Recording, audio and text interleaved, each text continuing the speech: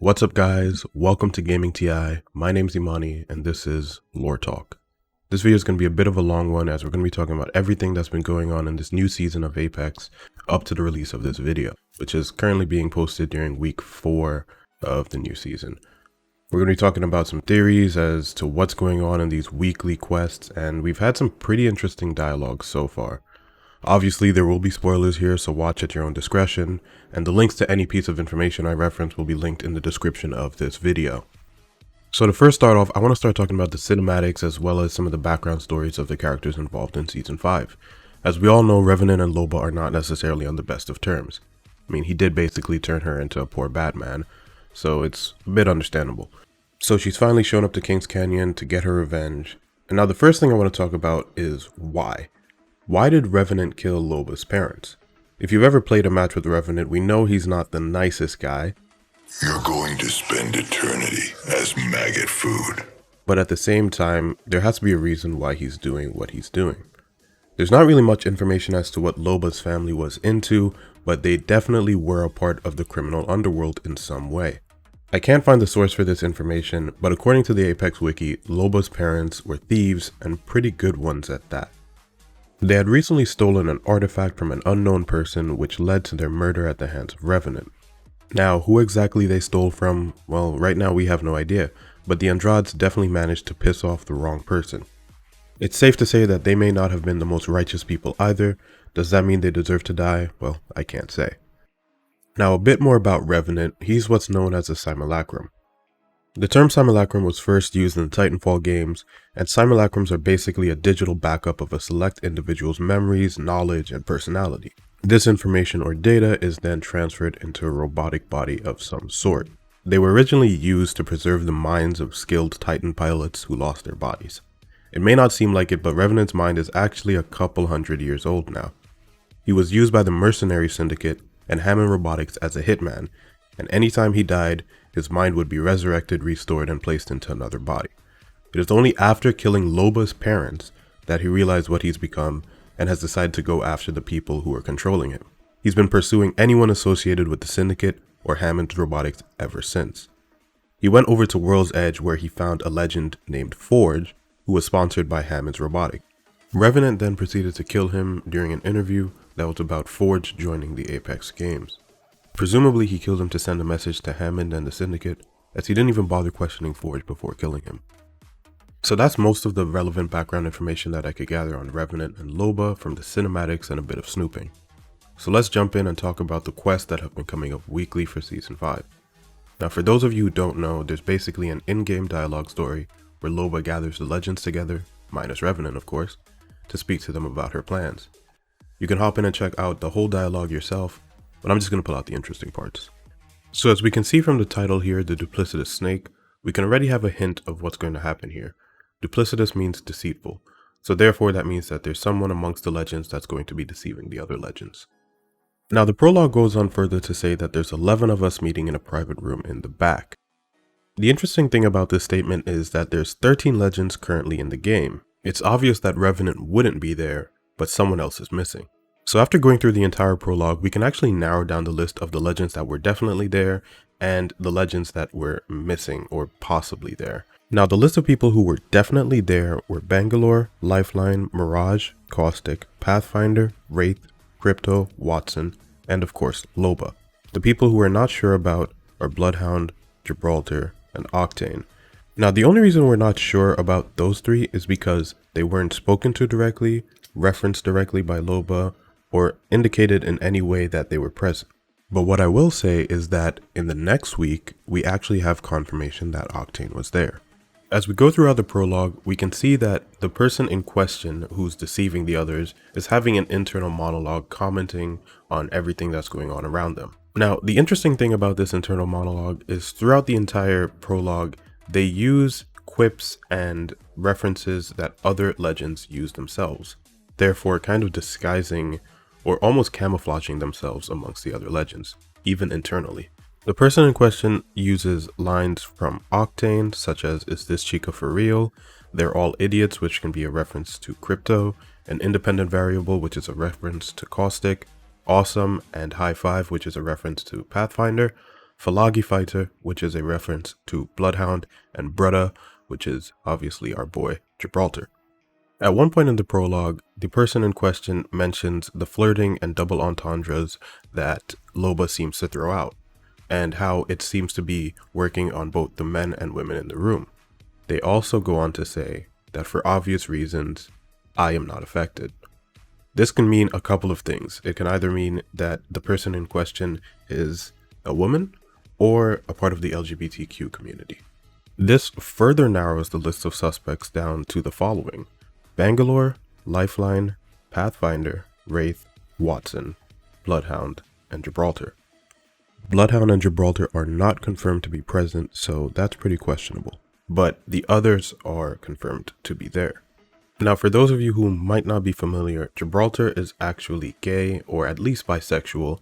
This can be ascertained from his backstory, where there was mention of him and his boyfriend in his younger years. And the reason why I also included Bloodhound is because Bloodhound is non-binary, therefore going by the pronoun they rather than he or she, which means that their sexual orientation is quite up in the air and we're not sure which way they go.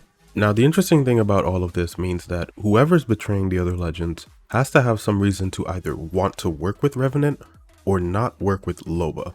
So the question always goes back to why? What is their objective? Now, this was just the prologue, and we did get a bit more information and insight in the couple of weeks afterwards, so let's go and jump into those right now. The first thing that stands out in this is the fact that the internal monologue has changed. It changed from whoever the possible deceiver is to Mirage. This tells us that whoever is speaking in this episode and the next episode and future episodes might not always be the person who's going to deceive the rest of the legends. It should also be noted here that a lot of the legends are meeting here without Loba, which means that not all of them are in agreement as to why they should be working with her. As upbeat as a guy as Mirage is, he's not too happy because Loba knows his mom's secret, which is that she's sick, and that's why he joined the games, because he needs money to take care of her. Lifeline isn't too happy because she knows about her parents' war crimes, which is not something that she goes and talks about frequently. The reason that she actually joined the games is so that she can help people, and that's also why she's a medic. Caustic doesn't like the fact that she knows about his legal issues back on Gaia. Octane's a pretty open book. He's a speed demon who wants to go faster. She doesn't really have any information on him, but maybe she might offer him something that he might like. So right now, I guess he's just sticking with everybody else because what else is he supposed to be doing? Now, Crypto's a bit of a mystery. We're not exactly sure why he joined the games. We know that his foster sister was abducted, so he's probably joined the game in some kind of an attempt to gain power or at least information where he can be able to find her. I believe the only reason Crypto's helping out with this is because of his innate curiosity. He is a genius hacker after all, so he's probably very curious as to what this item is. Bangalore, on the other hand, is a soldier, and she probably just does not like the idea of working for or under a thief, as she stands on the other side of the law. Bangalore's suspicion of Loba has only been further enhanced after she heard her talking to someone named Yoko at Hammond Robotics. It just so happens that Octane knows Yoko and actually has a date with her the following day. Although Octane is apprehensive to go on the date in the first place, Bangalore encourages him to go just to obtain information on Loba. As this conversation goes on, Mirage notices that Bangalore definitely has some kind of issue with Loba, so therefore it's very well possible that maybe Bangalore is the one who notified Revenant. She is a woman, so it's very well possible that she won't be affected by Loba's charms. Now that's about all the information that we can find out from that episode, so let's jump into the next week and see what we can find there. So the first thing to note again is that the person who's doing the internal monologuing has changed. The first week was the culprit or the deceiver, the second week was Mirage, and now this week it's Wraith. We're told that Wraith is currently running surveillance on Octane's date with Yoko, who turns out to be the chief of staff for the person who's the head of Hammond's legal department. Now this means that Yoko's a fly on the wall in a room with a bunch of very powerful people. Octane manages to persuade Yoko into telling him what she heard her boss and Loba speaking about. We know what's under Skulltown because we saw it in the cinematic. It's Revenant's head. The other legends, though, they have no idea what Loba's actually after. Loba seems to be trying to negotiate to get the coordinates for Revenant's source code so she can go and finish the job. Unfortunately, Octane's date was cut short as Wraith showed up, portaled him out, and told him that Watson's down. An important thing to remember is that Loba doesn't know that the other legends are doing this little side mission trying to get information on her. We don't really know what was going on and why Watson's down. Pathfinder mentions that they were scoping out the nest, but we don't really know what the nest is. Wraith sees Caustic standing over Watson's bed and she seems a bit confused. A lot of people might not know, but it's believed that Caustic helped raise Watson after her father died. This is just speculation though, it's not known for certain, and it could be that he just has some kind of paternal instinct towards her for some reason. Maybe he possibly knew her father, or maybe their various fields of science brought them together in some way. Wraith, while maybe not as edgy as Caustic, is definitely a loner and considers Natalie Paquette, aka Watson, in her top 3 friends. After Loba manages to piss off Caustic just about as much as she could, Wraith confronts her about the source code and what it is and why she wants it. It then turns out that the person that they wanted to join the party the least ends up showing up, Revenant himself. We're not sure if the person who sent Revenant the message notifying him about what the other legends were up to knew that he would make a move so soon. It's very well possible that the person who actually sent him the message is Watson. Just seems to be a bit of a coincidence that she's unconscious when he shows up. We also don't know what happened to her and why she was down in the first place. She kind of fits the criteria. She's a woman, so she wouldn't be charmed by Loba very easily, and she's also very smart and cunning. Watson does also have this cute but sinister feel to her. That's about all we can pull out from this week, so let's jump into next week and see what we can find. We can see with this episode, the internal monologue that we're following is Octane. Octane's confused about everything that's going on. After all, a few minutes ago he was just on a date, and Loba's rightfully confused because how did Revenant know that they were there?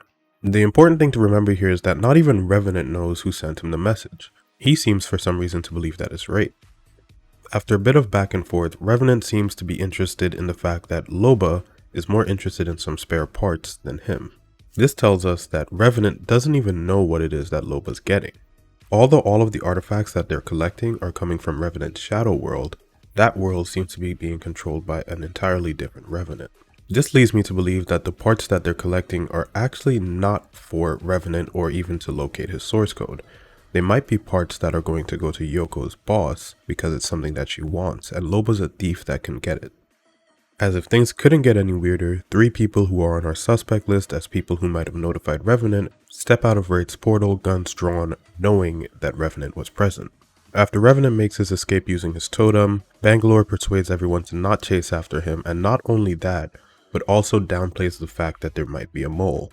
This indicates that she either has some serious trust in the other legends, or might be trying to cover her own tracks. Even Crypto seems suspicious about this and tries to address it, but she shuts it down immediately. Bangalore then tells Octane to go back on the date to try to get evidence on Loba, so she can then address Loba's underhanded dealings and also find out why she's withholding information from the other legends. Octane, in true Octane fashion, ignores Bangalore's orders and tries to go back into the portal to go and get every piece of Loba's artifact. And that's actually where this week ends. So right now everything's kind of up in the air. Watson's down, Revenant knows the secret, and everybody's a bit confused as to what's going on. We'll be making more update videos in the future as things get more interesting, so definitely subscribe for that. If you have any theories as to what's going on and what this artifact is, leave a comment down below, and don't forget to smash the like button on your way down. Gamingti is actually a podcast, so we talk about Apex, we talk about games, tech, and all kinds of stuff related to that. Feel free to check it out. We're on most major podcasting sites. Links will be in the description for everything. But that's it for me. Thank you guys so much for watching, and I'll catch you guys in the next one. Peace.